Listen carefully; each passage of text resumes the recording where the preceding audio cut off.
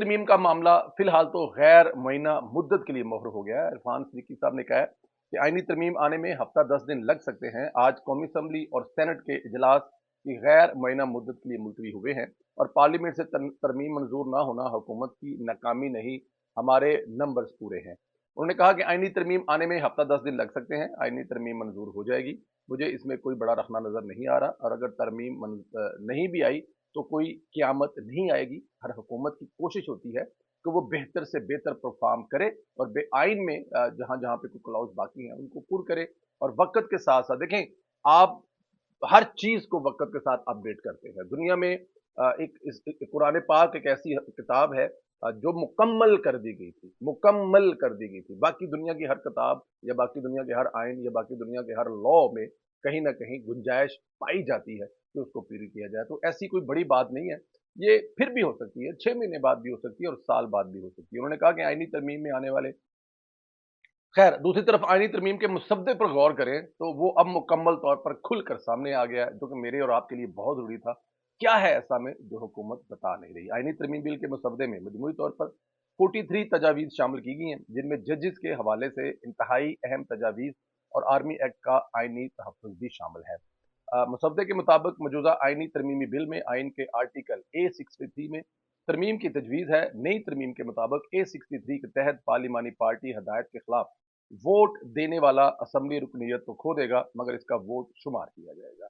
ये इसमें A63 था कि वो जो वोट है वो शुमार किया जाएगा, लेकिन उसके बाद वो जो उसकी सीट है वो बरकरार नहीं रह सकेगी। तरमीमी बिल में आइन के आर्टिकल 17 में तरमीम के जरिए सुप्रीम कोर्ट की जगह वफाकी आईनी अदालत शामिल करने की तजवीज़ भी शामिल है, जो कि एक बहुत बड़ा पुराना ख्वाब है पाकिस्तानी सियासतदानों का।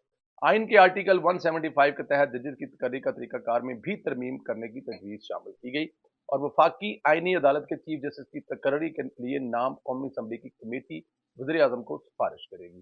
दस्तावेज़ात के मुताबिक कौमी असम्बली की कमेटी तीन जजेस में से चीफ जस्टिस का इंतखाब, ताहम वफाकी आईनी अदालत से के पहले चीफ जस्टिस की तकर्री सदर पाकिस्तान और वज़ीर आज़म की तजवीज़ पर करेंगे, जबकि वफाकी आईनी अदालत के पहले जजेस की तकर्री सदर मुमलकत पहले चीफ जस्टिस की मुशावरत से करेंगे। और जजेस की तकर्री के लिए कौमी असम्बली की कमेटी 8 मेंबरान पर मुश्तमिल होगी। इस कमेटी के मेंबरान का स्पीकर कौमी असम्बली तमाम पार्लिमानी पार्टी के तनासब से इंतखाब करेंगे।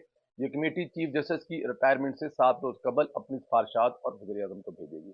वफाकी आईनी अदालत के जज की रिटायरमेंट की हद उम्र 68 साल होगी।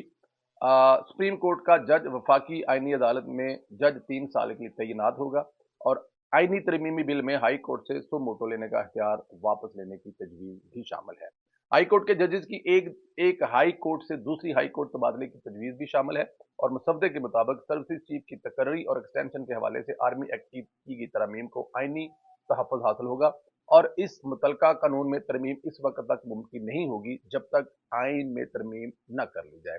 नापसंदीदा जज को नौकरी से फारग करने के लिए सुप्रीम जुडिशल काउंसिल की साख्त बदलने की तैयारी है और मौजूदा आईनी तरमीमी मसौदे के मुताबिक आर्टिकल 209 में तब्दीली करते हुए सुप्रीम जुडिशल काउंसिल की सरबराही में नई मौजूदा वफाकी आईनी अदालत का चीफ जस्टिस करेगा। सुप्रीम कोर्ट का चीफ जस्टिस इस काउंसिल में वाहिद रुकन होगा, जबकि वफाकी आईनी अदालत के 2 मोस्ट सीनियर जजेस और हाई कोर्ट के 2 मोस्ट सीनियर चीफ जस्टिस इसका हिस्सा होंगे।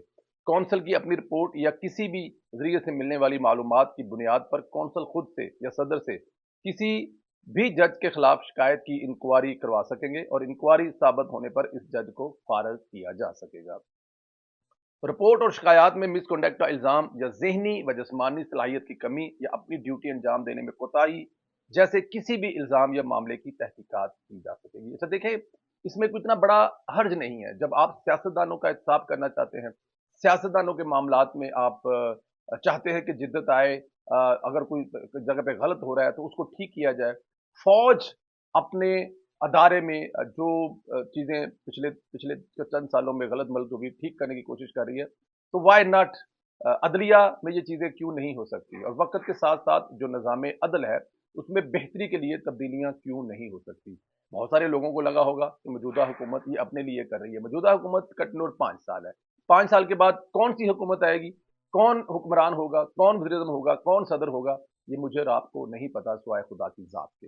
तो ये किसी एक जमात के लिए हरगिज़ नहीं, ये मुल्क के लिए, स्टेट के लिए है, पाकिस्तान के लिए है।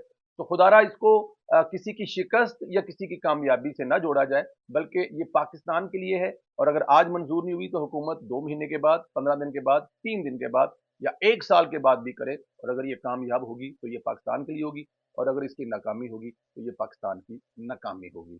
इधर पीटीआई जिस इंतजार में बैठी थी वो काम करने जा रही है। पीटीआई के सुलेमान अकरम राजा ने कहा है कि वो अपने सहूलतकारों से राब्ता करेंगे, सुप्रीम कोर्ट में आईनी तरमीम रोकने के लिए दरखास्त दायर करेंगे।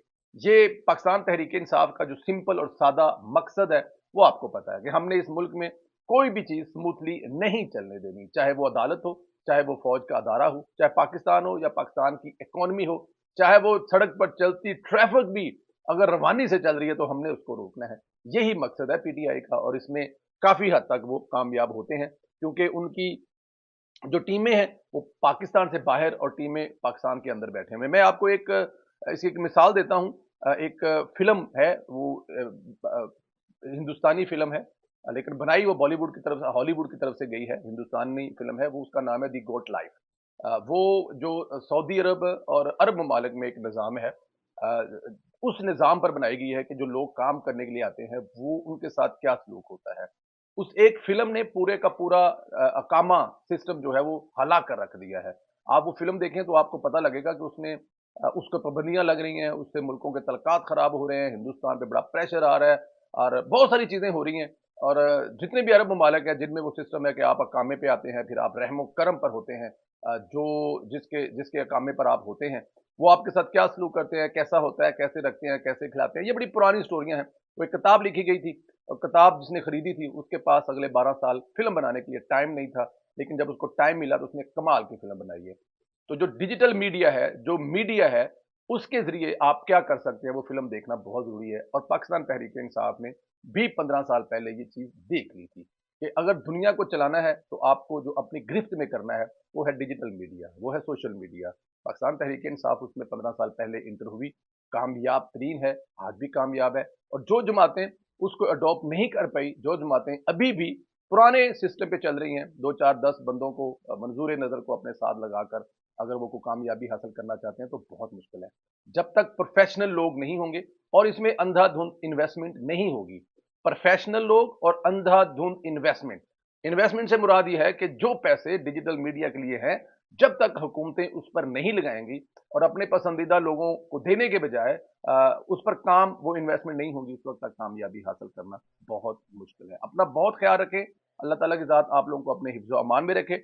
मरियम नवाज के ये जो प्रोजेक्ट है, जिसमें वो बच्चों की जिंदगियां बचा रही हैं, जो पैदाइशी बच्चे जिनके दिल में दिल के मरीज होते हैं, पूरे पाकिस्तान के लिए सहूलत लेके आ रही हैं।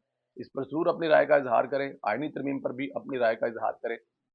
और तहरीक इंसाफ के जो रवैया है उस पर तो आप लोग ने राय इजहार करना ही करना है। इजाजत दें, चैनल को ज्यादा से ज्यादा सब्सक्राइब करें, बेल आइकन को प्रेस करें, और इंशाल्लाह अगले वीडियो में मुलाकात होगी। खुदा हाफिज।